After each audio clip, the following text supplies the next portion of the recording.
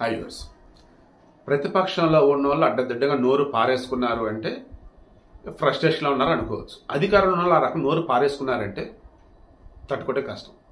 దాన్ని అధికార మదం అంటారు. ఇంకా అది ఎవరు ఏంటి మీ ఊహకే వదిలేస్తున్నారు. ఇప్పుడు పాయింట్కి వద్దాం. జేసీ ప్రభాకర్ రెడ్డి. సో ఈయన ఏం చేశాడు? తాడిపర్తి కదా వెళ్ళదు, అనంతపురం దగ్గర. ఆయన కొడుకు అస్మిత్ రెడ్డి చాలా యాక్టివ్గా ఉంటాడు, మనిషి కూడా మంచివాడని విన్నా. ఆయన ఎమ్మెల్యే. దెన్ ఈయన మున్సిపల్ చైర్మన్గా ఉన్నట్టున్నాడు. ఇప్పుడు దిగిపోయి వివరాలకు ఇస్తానో ఏదో చెప్పినట్టుకున్నాడు. అక్కడ జేసీ పక్కన ఒకటి ఉందంట. మన 31వ తారీఖు నైటు వీళ్ళ పార్టీ వాళ్ళు కానీ వీళ్ళు గతంలో కాంగ్రెస్లో ఉన్నారు, ఆ తర్వాత టీడీపీలోకి వచ్చారు. జగన్మోహన్ రెడ్డి ఎన్ని రకాల ఇబ్బందులు పెట్టినా పార్టీ అయితే మారల. సో ఇప్పుడు ఏంటి, వీళ్ళని నమ్ముకున్నటువంటి వాళ్ళు ఎవరైతే ఉన్నారో అన్ని చోట్ల కూడా స్థానిక సంస్థల ఎన్నికల్లో వైసీపీ, బట్ తాడిపత్రిలో మాత్రం వీళ్ళే గెలిచారు. మున్సిపల్ చైర్మన్ పిఎల్కే వచ్చింది కదా, అంటే లోకల్గా ఉన్న జనాలకు సంబంధించి వీరి మీద నమ్మకం అన్నట్టు అనుకోవాలి. సో వాళ్ళంతా వచ్చారు, వస్తున్నారు, వస్తారు. ఇది బయటకు న్యూస్ రాగానే ఈమె మాధవి లత, సినీ యాక్ట్రెస్ అండ్ ఇప్పుడు యూట్యూబర్ అండ్ బీజేపీ కార్యకర్త, BJP leader, so and so, ఆమె వచ్చేసి December 31st నైట్ ఏంటి, సెలబ్రేషన్స్ ఏంటి, అండ్ జేసీ పార్క్ అంతమంది వెళ్తున్నారేంటి, ఆ చుట్టుపక్కల గంజాయి బ్యాచ్, బ్లేడ్ బ్యాచ్ వాళ్ళు వీళ్ళు ఉన్నారు, సురక్షితం కాదు, అటు వెళ్ళొద్దు అని చెప్పి చిన్నపాటి వీడియో ఏదో ఇచ్చింది. వీడియో ఇవ్వటమో పోస్ట్ పెడతాం సంథింగ్ లేదా ఏదో. సో మొత్తానికి ఆమె ఏం చెప్పింది, అటు వెళ్ళొద్దు, ఆడవారికి సురక్షితం కాదు, ఇబ్బంది పడతారు, వద్దు, ఎటు మీ ఇళ్ళకి వెళ్ళిపోండి, అటు వెళ్ళొద్దా. ఇక దానికి ప్రభాకర్ రెడ్డి అసలు ఆమె ఎవరికంటే తెలుసా, ఏకంగా వ్యభిచారి అనేసాడు, ప్రాస్టిట్యూట్ అనేసాడు. అటువంటి అసలు పార్టీలు ఎందుకు జాయిన్ చేసుకుందా బీజేపీ అని చెప్పి గట్టిగా అనేసాడు. దాంతో బీజేపీ సత్యకుమార్ యాదవ్ రెస్పాండ్ అయ్యాడు, వైద్యారోగ్య శాఖ మంత్రి ఏపీ. ఐ థింక్ ఆయన ఇట్లా మాట్లాడే వాళ్ళు టీడీపీలో ఎందుకున్నారు, వైసీపీకి కదా వెళ్లాల్సింది, ఇట్లాంటి మాట్లాడనట్టుగా అన్నాడు.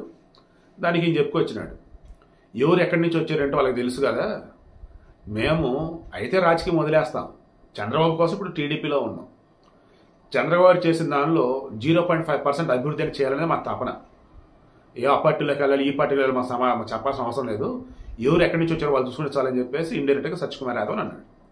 ఇక మాధవిలతకి సంబంధించి ఆల్రెడీ మాధవిలత రిప్లై అన్నట్టుగా ఏంటంటే, ఆయన వయసుకి నేను మర్యాద ఇస్తున్నా, ఆయన అన్నటువంటి మాటలని ఖండించుకుంటున్నటువంటి వాళ్ళు ఎవరైతే ఉన్నారో, పచ్చ మీడియానా సోషల్ మీడియానా ఎవరైనా ఒకసారి మీరు ఆలోచించుకోండి.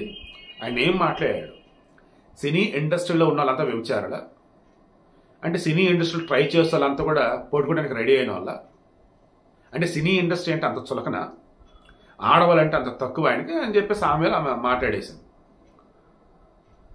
ఇక నార్మల్ ఉంటాడు కొంతమంది కూడా ఆయన వయసు ఏంటి, ఆయన మాట్లాడింది ఏంటి, అండ్ మాధవులత కౌంటర్ కూడా కరెక్ట్గానే ఇచ్చింది. నిజమే, సినీ ఇండస్ట్రీలో ఉన్న వాళ్ళంతా మరి వ్యభిచారాలా, సినీ ఇండస్ట్రీలో ట్రై చేసే వాళ్ళంతా వాళ్ళేనా, మరి ఇండస్ట్రీలో పెళ్లి ఎలా చేసుకుంటున్నారు, అదే సినీ ఇండస్ట్రీ వాళ్ళని ఎందుకు వాటికి వీటికి పిలుస్తూ ఉన్నారు, తప్పు ప్రభాకర్ రెడ్డి మాట్లాడింది. అయినా ఎంత అధికారంలో ఉంటే మాత్రం అంత దారుణంగా ఒక ఆడపిల్లని ఎట్టా మాట్లాడతాడు ఏంటి అని చెప్పేసి అంతా అన్నారు. ఈ ఖచ్చితంగా టీడీపీలు చర్యలు తీసుకురాని మీద అని చెప్పేసి అన్నారు. మన కొండా సురేఖ మీద ఆమె ఏం మాట్లాడింది, సమంత గురించి ఏం మాట్లాడింది, కేటీఆర్ గురించి ఏం మాట్లాడింది, నాగార్జున గురించి తెలుసు కదా. మరి కోర్టు తీర్పు ఇచ్చింది అన్నారా లేదన్నప్పుడు ఇవ్వలేకుండా రిజర్వ్ పెట్టారు, నాకు ఇప్పటికీ తెలియదు, అప్డేట్ అనేది కనపడలా. నాగార్జున విషయంలో కోర్టు సీరియస్ అయింది, ఆమెకి క్రిమినల్ కేసు ఫైల్ చేయమన్నట్టుగా చెప్పినారు. మరి తీర్పు వచ్చేసి ఆమె తప్పు చేసినట్టు జరిమానా విధించారా లేదన్నప్పుడు తీర్పు రిజర్వ్ చేశారా, దయచేసి మీకు ఏమైనా అప్డేట్ చేసి కింద కామెంట్లో తెలియచేయండి. ఇప్పుడు నేను చెప్తున్నది ఏంటంటే, ఆ రోజు ఆమె ఏం మాట్లాడింది ఏంటి మనం చూసాం కదా. ఆ తర్వాత ఆమె కాంగ్రెస్కి సంబంధించి మా మంత్రి పదవి అలాగే ఉంది, పైనుంచి క్రమశిక్షణ చర్యలు ఏం తీసుకోవాలా, కాకపోతే ఆమె క్షమాపణ అనేది చెప్పించినట్టున్నారు. అండ్ వాళ్ళ పార్టీలో వాళ్ళు కూడా ఎవరన్నా కనుక మాట్లాడితే మాట్లాడద్దు బాబు అని చెప్పేసి పిసిసి అధ్యక్షుడు మహేష్ గారు చెప్పినట్టుగా ఉన్నారు. సో అక్కడ ఆమె మాట్లాడినా ఈరోజు ప్రభాకర్ రెడ్డి మాట్లాడి, జేసీ ప్రభాకర్ రెడ్డి మాట్లాడి, రెండు కూడా ఆల్మోస్ట్ ఒకటే. అధికారంలో ఉన్నాం కదని మనకు నచ్చినట్టు మాట్లాడకూడదు, కొంచెం ఆలోచించి మాట్లాడాలి. అందుకు ఇప్పుడు ఏం చెప్పినాడు, అప్పుడు మా దివాకర్ ట్రావెల్స్ బస్సులు కూడా మనం తగలబడతా ఉన్నాయి అబ్బా, దాని వెనుకుంది బీజేపీలో నాకు తెలుస్తూ ఉంది, ఆ కోపంలో ఉన్న బాధలో ఉన్న ఆ ఫ్రస్ట్రేషన్లో మరలి మాధవలత ఇలా అనేసరికి ఆమెను అలా అన్నాను, అలా అనకూడదు, తప్పే, ఆడపిల్లని అలా అన్నాను, క్షమించండి నన్ను అని చెప్పేసి చెప్పాడు. ఘోరహత్యఘోరంగా మాట్లాడతాం ఏంటి, మళ్ళీ క్షమాపణ అయిపోయి పదం చెప్తే సరిపోయిద్దా? ఏం మాట్లాడితే ఏంటి చూసుకోబడలే, అంత దారుణంగా అనేది. సో మీరు కూడా చెప్తా గుర్తుంచుకోండి, ఏదైనా ఒక మాట అనే ముందు చాలా జాగ్రత్త స్వామి.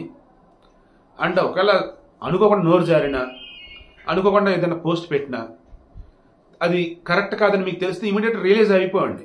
అంతేగాని వాళ్ళు వీళ్ళు చెప్పేదాకా ఉండకండి, అనవసరంగా ఇబ్బంది పడతారు. సో మొత్తానికి ఈ మాధవీలత జేసీ ప్రభాకర్ రెడ్డి ఇష్యూ వచ్చేసి క్లోజ్ అయినట్టే.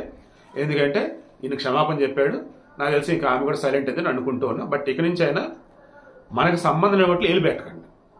అప్పుడు ఏమైందంటే అవతల మా విషయంలో జోక్యం చేసుకునేది ఏంటంటే నోటికి వచ్చినట్టు అది వాగుతున్నారు, దానివల్ల లేని పని తలనొప్పి మనకే మారలేదు.